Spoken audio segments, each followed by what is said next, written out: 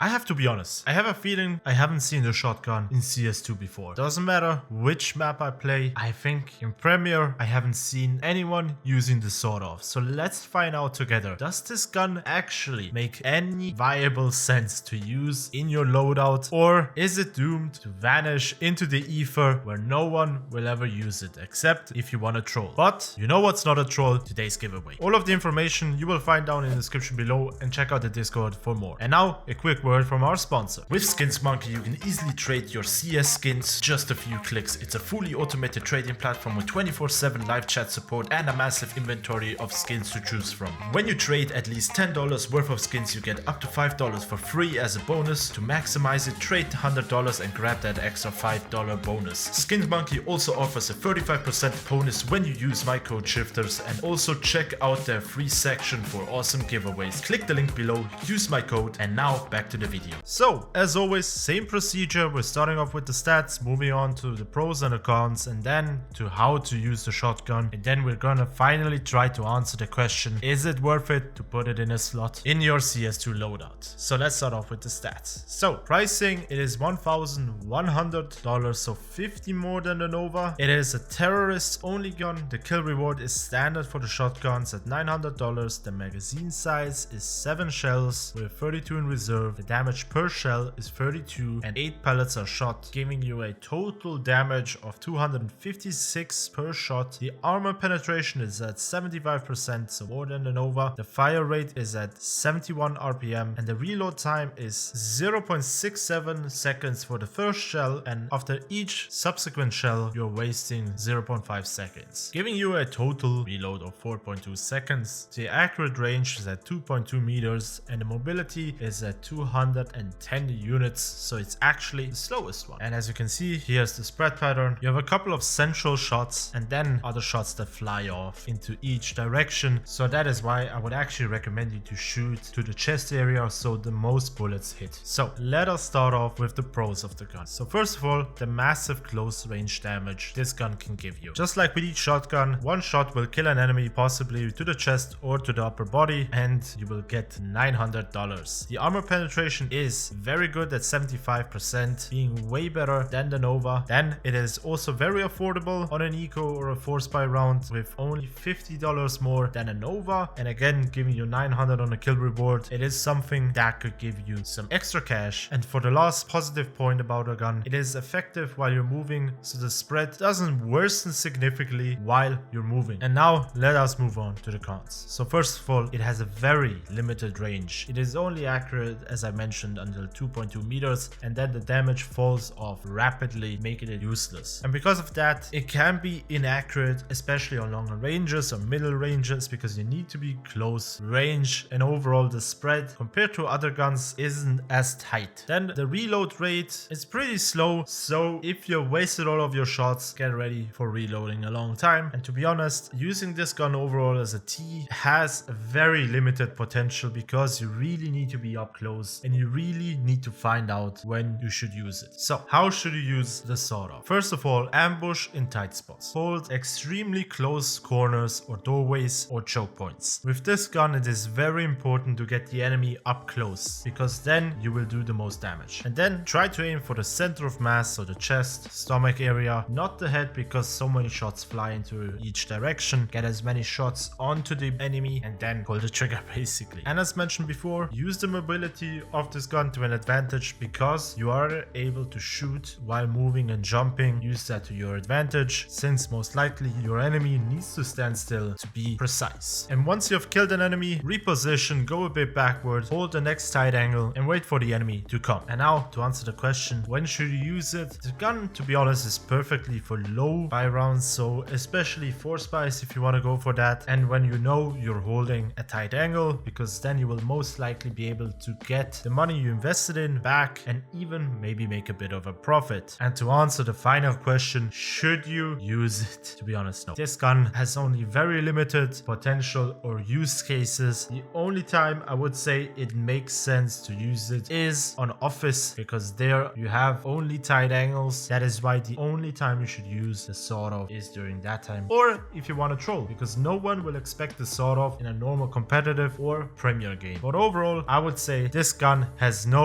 use case. And you know, I kept the last thing for the best video, and that's the XM, because that will be the next gun. So guys, let me know down in the description below, what's your take on a sawed-off? Have you used it in CS2 before? Or better to say, is it in your active loadout? Let me know down below. And as always, don't forget to check out all of the relevant links down in the description below. And don't forget to subscribe, like, and hit the notification bell. And I will see you guys on the next one.